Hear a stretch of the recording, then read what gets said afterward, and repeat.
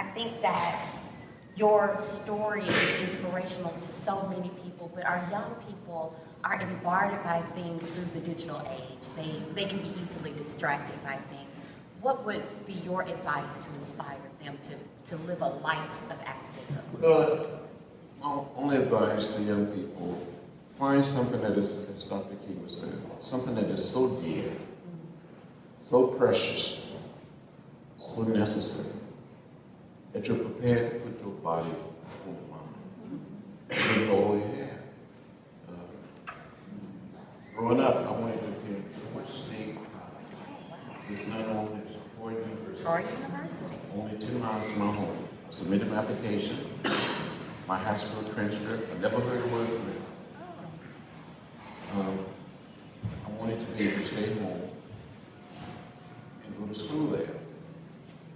My folks didn't have any money. So I wrote a letter to Martin Luther King Jr. I didn't tell my mother, my father, any of my sisters or brothers, any of my teachers. I told Dr. King I need his help. Dr. King wrote me back, sent me a round trip around the bus station, invited me to come to Montgomery. My goodness.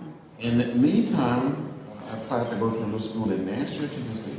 My mother was working for the Baptist Orphan Home, in addition to working on the farm. She was working in the laundry. And she came across a little newspaper.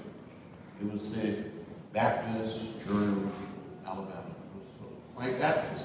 But they mentioned this black school in Nashville. I wanted to study for the ministry. And it was an offer that I could work on my way to school, working as a janitor in the administration building. Okay. And I ended up working in the kitchen, having to prepare food, washing pots and pans. And I would never forget it. I went there when I was 17 years old.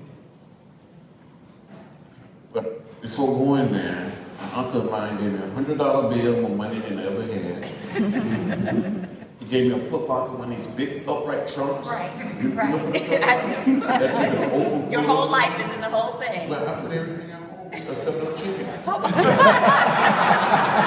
in that foot locker, and took a Greyhound bus to Nashville.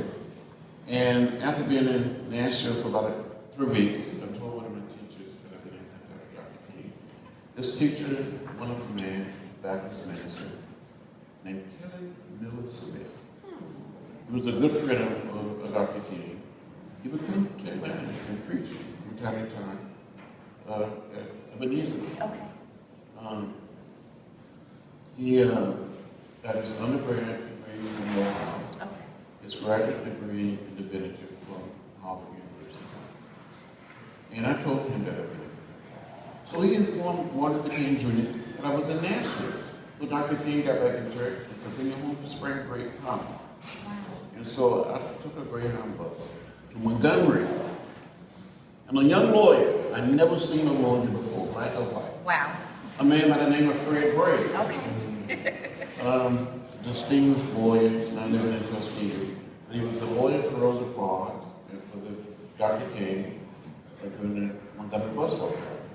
And became our lawyer during the Freedom Ride and during the March from Selma to Montgomery.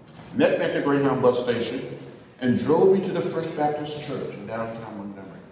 And never forget it. If you go there today, the church looks the same way it did in March of 1958. Just to study, you go off of the same way.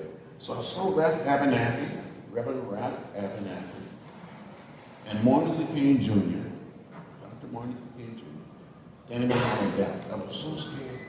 I would have been overwhelmed. I didn't know what to say, what to do.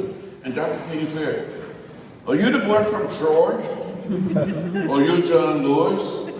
And I said, Dr. King, I am John Robert Lewis. You grew up real quick. I grew up. And he started calling me the boy from Troy.